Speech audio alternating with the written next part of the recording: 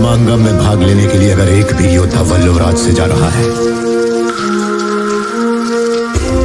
तो यहाँ की औरतों के मन में जलती बदले की आग की वजह से है।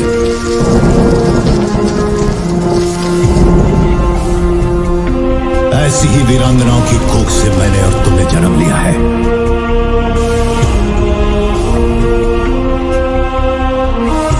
वल्लभनाथ की स्त्रियों को ये अधिकार नहीं। क्यों कालकई साम्राज्य ने मांगी माहिष्मती से मदद? किसने किया कालकई साम्राज्य पर कब्जा? क्या माहिष्मती करेगा कालकई साम्राज्य की मदद? So hello guys, welcome back to your favourite YouTube channel Bollygrad studios और मैं हूं आपकी दोस्त और होस्ट प्रगति सिन्हा।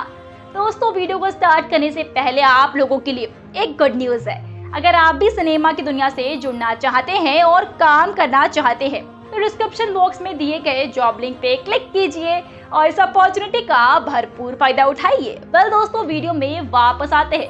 कालकेय साम्राज्य के महाराज कालकेय के मरने के बाद और युद्ध में माहिष्मती साम्राज्य से हार जाने के बाद कालकेय साम्राज्य तहस नहस हो चुका था। जब से अमरेंद्र बाहुबली ने कालकेय को मारा था तब से दूसरे साम्राज्यों के महाराज जो कि पहले कालकेय से डरते थे, उनकी हिम्मत काफी बढ़ गई थी। ऐसा एक साम्राज्य जिसका नाम पतालपुर था, वहाँ के महाराज असुरे ने कालकेय साम्राज्य पर हमला करके कालकेय के बेटे मालकेय, जिसका कैरेक्टर फिल्म में दुलकर सलमान प्ले करने वाले हैं, उसे मार दिया। अब कालकेय साम्राज्य पर असुरे का राज है, जिसका कैरेक्टर फिल्म में जगपति बाबू प्ले करने वाले हैं। पतालपुर की प्रजा, सेना और महाराज असुरे सभी बलशाली, भयंकर, खूंखार, दुष्ट और दानव की तरह दिखने वाले हैं। एक दिन माहिष्मती साम्राज्य में एक अजनबी महाराजा महेंद्र बाहुबली से मिलने के लिए आता है। वो अजनबी कहता है कि वो कालकेय का पुत्र मालकेय है और ये सुनकर कटप्पा, जो कि उस समय वहीं पर मौजूद होता है, वो कहता है लेकिन मालकेय को तो पतालपुर के दुष्ट महाराज असुरे ने मार डाला था। और ये सुनने के बाद वो कहता है कि ये बात सत्य है कि मैं युद्ध में असुरे से हार गया था, पर उसने मुझे घायल करके नदी में फेंक दिया था, पर मैं किस्मत से बच गया हूँ।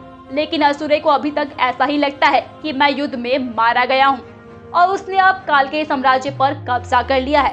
फिर कटप्पा मालकेय से पूछता है कि तुम अब माहिष्मती साम्राज्य में क्या करने के लिए आए हो?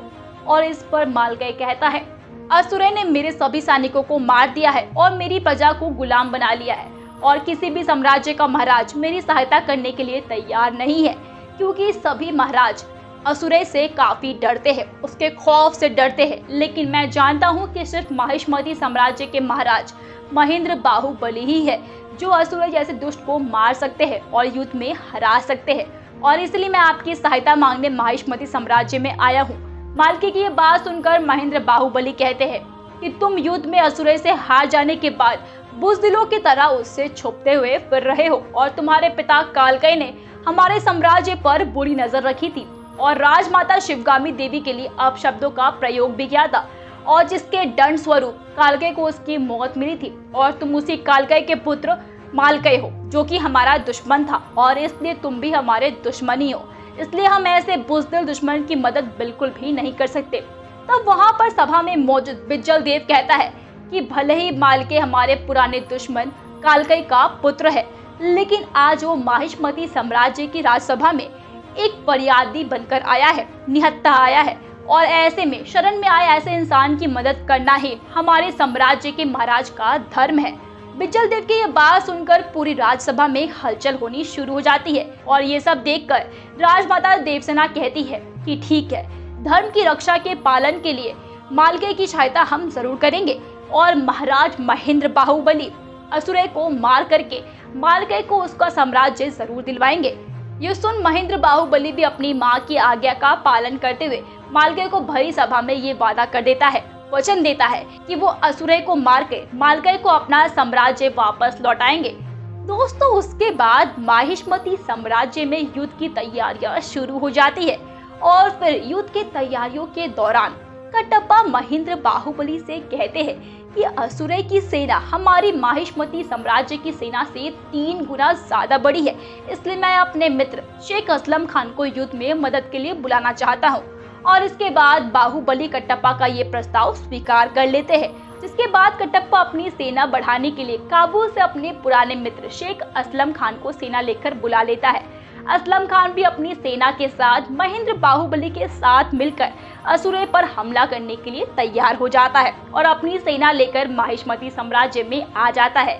असलम खान अपने दोस्त कटप्पा को अपनी आंखों के सामने देखकर उसे गले से लगा लेता है और असलम खान की खातिरदारी माहिष्मती में की जाती है। लेकिन उधर असुरे को भी पता चल जाता है कि मालकई, जिसको वो मरा हुआ समझ रहा था, वो जिंदा है और वो माहिष्मती साम्राज्य पर सेना लेकर हमला करने के लिए पूरी तरीके से तैयार हो जाता है और युद्ध के लिए निकल पड़ता है। जब इस बात की खबर बाहुबली को लगती है तो वो अपनी सेना को अलर्ट कर देता है, जिसके बाद युद्ध का दिन आ जाता है। एक तरफ असुरे अपनी विशाल असुरी सेना लेकर खड़ा होता है और दूसरी तरफ महेंद्र बाहुबली, कटप्पा और माहिष्मती की सेना के साथ शेख असलम खान और उसकी सेना भी खड़ी होती है।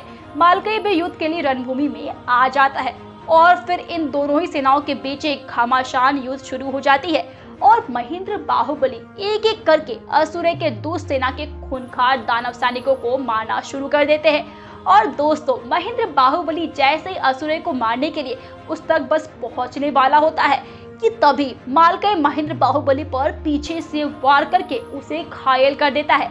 असल में युद्ध का सारा षड्यंत्र बिज्जल देव का रचा हुआ होता है।